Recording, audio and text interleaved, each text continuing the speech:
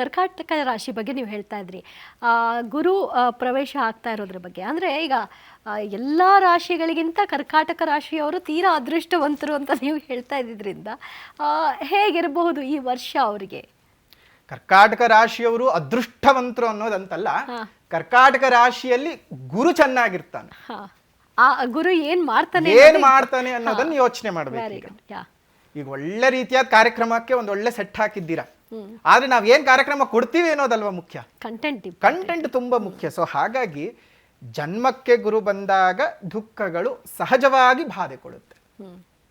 ಆದ್ರೆ ನಿಮಗೆ ದುಃಖಗಳು ಒಂದು ಹಂತಕ್ಕಿದ್ರು ದೃಷ್ಟಿಗಳು, ಸಪ್ತಮ ದೃಷ್ಟಿ ಬಿತ್ತು, ಮದುವೆ ಚೆನ್ನಾಗಾಗತ್ತೆ, ಸಂಸಾರದಲ್ಲಿದ್ದಂತಹ ಕಲಹಗಳು ಹೋಗುತ್ತೆ, ಮನೆಯಲ್ಲಿ ಏನೇ ಕೆಟ್ಟ ತಾಪತ್ರೆಗಳು ಏನೇನೋ ನಡೀತಾ ಇರುತ್ತವೆ, ಮತ್ತು ತುಂಬ ಶತ್ರುವಿನ ಕಾಟಕ್ಕೆ ಸಿಕ್ಕಾಕೊಂಡ್ಬಿಟ್ಟಿದ್ರು.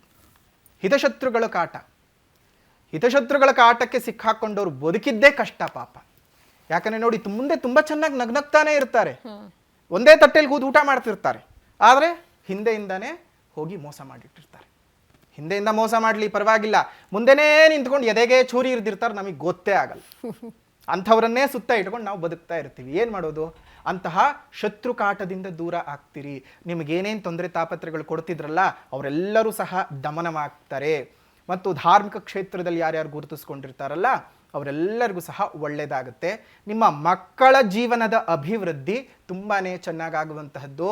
ಜೊತೆಗೆ ಭಾಗ್ಯಸ್ಥಾನದ ಮೇಲೆ ದೃಷ್ಟಿ ಬರ್ತಾ ಇರೋದ್ರಿಂದ ನಿಮ್ಮ ಫಾರ್ಚೂನ್ ಲೆವೆಲ್ಲು ತುಂಬ ಚೆನ್ನಾಗಾಗುತ್ತೆ. ಅದೃಷ್ಟ ತುಂಬ ಚೆನ್ನಾಗಿ ಕೈ ಹಿಡಿದು ನಿಮ್ಮನ್ನು ಒಂದು ದಡಕ್ಕೆ ಸೇರಿಸುತ್ತೆ.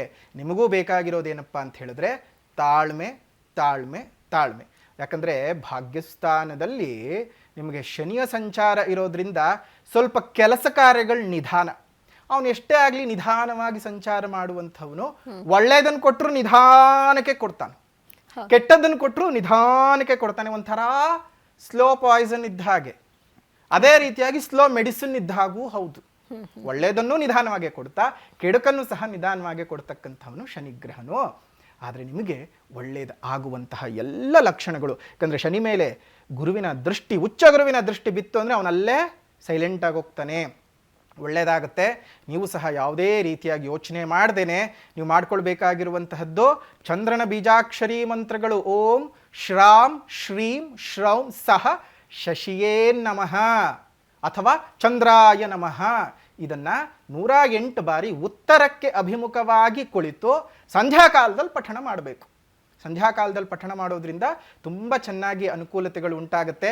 ಸಾಧ್ಯವಾದ ಕಡೆ ನಿಮ್ಮ ಸುತ್ತಮುತ್ತ ಎಲ್ಲಾದರೂ ಒಂದು ಉದ್ಯಾನವನ ಇತ್ತು ಅಂದರೆ ಒಂದೊಂದು ಹಣ್ಣಿನ ಗಿಡಗಳನ್ನು ತಗೊಂಡು ಹೋಗಿ ಅಲ್ಲಿ ಕೊಟ್ಟು ಬೆಳೆಸಿ. ಯಾಕೆ ಅಂತ ಹೇಳಿದ್ರೆ ಪ್ರಕೃತಿಯನ್ನು ನಾವೆಷ್ಟು ಚೆನ್ನಾಗಿ ಬೆಳೆಸ್ತೀವೋ ಆ ಪ್ರಕೃತಿಯಿಂದ ನಾವು ಚೆನ್ನಾಗಿ ಬೆಳಿತೀವಿ. ಆ ಒಂದು ಸಣ್ಣ ಪರಿಹಾರವನ್ನು ಮಾಡ್ಕೊಳ್ಳಿ, ಎಲ್ಲನೂ ಸಹ ಒಳ್ಳೆಯದಾಗುತ್ತೆ. ನಿಮ್ಮ ಕನಸುಗಳು ಸಾಕಾರವಾಗುವಂತಹ ವರ್ಷ ಈ ವರ್ಷ.